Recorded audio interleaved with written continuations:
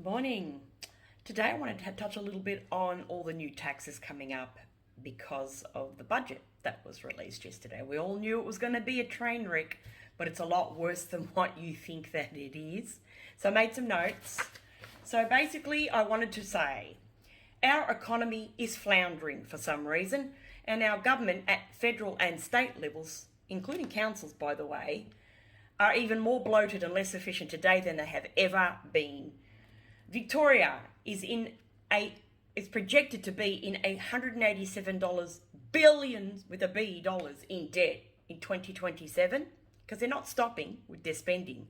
Since Labor have been in since 2014, the public sector has exploded by up to 40%, and the federal debt will be over $1 trillion by next year with a T.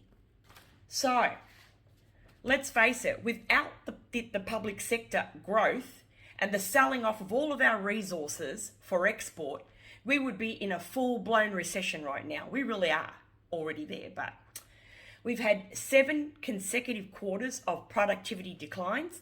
We get poorer and the government gets bigger. We've had the steepest fall of living standards in modern Australia. And we know what's coming with the budget on both sides of the coin, whether it be Labor or Liberals, because then they're both going to do the same thing. But some of the things that you're going to see are that fire services levy that's coming in July is going to cause big problems for everybody.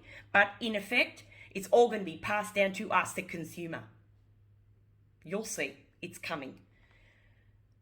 Labor has gone after small business again, after wiping out thousands since COVID, by axing the instant asset write-off for small businesses, which is going to cause problems for them because they won't be able to grow.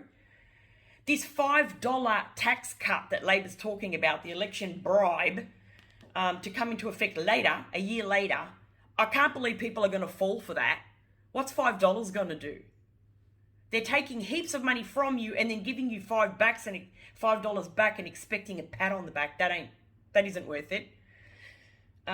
They've caused big hikes in tobacco, which is causing all this crime to skyrocket, and you can't afford to buy that product. So I implore people to do your own research and read about this. Stop falling for their slick election campaigns that he hasn't even called yet, Albanese, but he's been campaigning for months on the public purse without calling it. Because he's waiting for this budget to get out because they knew it was going to be terrible, but they had to try and put a positive spin on it by saying, oh, we've given you a tax hike and the Liberals are against it. $5. Please, for the love of Pete, do your research and don't vote these people back in. They are destroying us. We need to give somebody else a chance so that we can claw back the wealth of this country and give it back to the people.